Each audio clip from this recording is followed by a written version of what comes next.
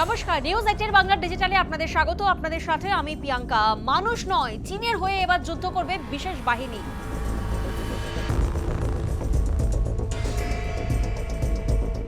ড্রাগনের হয়ে লড়বেন এবার কুকুর বাহিনী।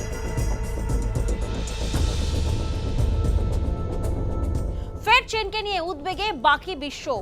মাইক্রোওয়েভ অস্ত্র তৈরির দাবি করার পর এবার বেজিং এর নয়া অস্ত্র রোবোটিক কুকুরের বাহিনী। এই রোবোটিক কুকুরগুলি গুলি চালাতে পারে। কুকুর বলা হলেও এগুলি হলো আদতে এক একটি চার পায়ের যন্ত্র।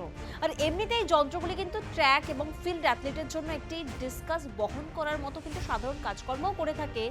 তবে চীনের সরকারি সংবাদ মাধ্যমে চীনা সামরিক বাহিনী এমনই এক ভিডিও এবার কিন্তু প্রকাশ্যে এনেছে, যেখানে এই রোবোটিক কুকুরগুলিকে সশস্ত্র অবস্থায় দেখা যাচ্ছে। দেখুন সেই ছবি।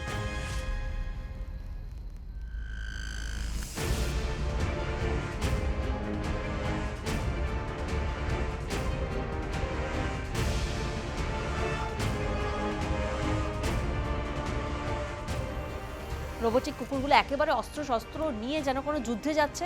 সামরিক মহড়ায় গুলি ছুটতেও দেখা যাচ্ছে।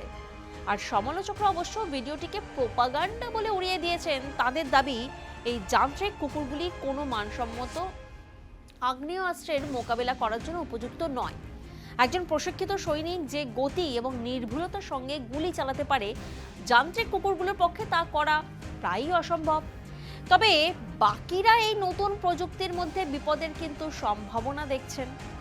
তাদের মতে ভবিষ্যতের যুদ্ধে বিপ্লব ঘটাতে পারে চীনের এই যান্ত্রিক কুকুরগুলি। চীনের তৈরি করা এই রোবোটিক কুকুরগুলি কতটা লড়াইয়ে পারদর্শী তার মূল্যায়নের জন্য কিন্তু ইউএস মেরিন কর্পস গত বছর এই ধরনের বেশ কয়েকটি রোবোটিক কুকুর কিনেছিল। আর এর ফলাফল এখনো কিন্তু প্রকাশ করা হয়নি। তবে চীনা বিজ্ঞানীদের এক গবেষণায় বলা হচ্ছে, এই রোবোটিক কুকুরগুলি আগ্নেয়াস্ত্র চালানোর ক্ষেত্রে পাকা সৈন্যদেরও ছাড়িয়ে যেতে পারে। আর গবেষণা দলের যিনি প্রধান বিজ্ঞানী, Nanjing university of science and টেকনোলজির মেকানিক্যাল ইঞ্জিনিয়ারিং এর তিনি অধ্যাপক, তিনি আবার বলছেন একটি রোবোটিক কুকুরের উপর একটি 7.62 মিমির মেশিন গান স্থাপন তিনি করেছিলেন, যে বন্দুক থেকে প্রতি মিনিটে 750 রাউন্ড গুলি ছোড়া যায়। রোবোটিক কুকুরটি 100 মিটার দূরত্বে দাঁড়িয়ে থাকা মানুষের আকারের একটি লক্ষ্যে 10 রাউন্ড গুলি ছুঁড়েছিল। আর সেই লক্ষ্যবস্তুর জায়গায় কিন্তু কোনো মানুষ যদি থাকে, বেশিরভাগ বুলেট তার হৃৎপিণ্ড, তার হার্ট এবং তার আশপাশে আঘাত করত। প্রশ্ন তো উঠছেই যে তাহলে কি ভবিষ্যতের জন্য কোনো বড়সড় পরিকল্পনা করছে ড্রাগনের? কি ভূমিকা এই রোবোটিক কুকুর বাহিনী নিয়ে, তা তো সময়ই বলবে।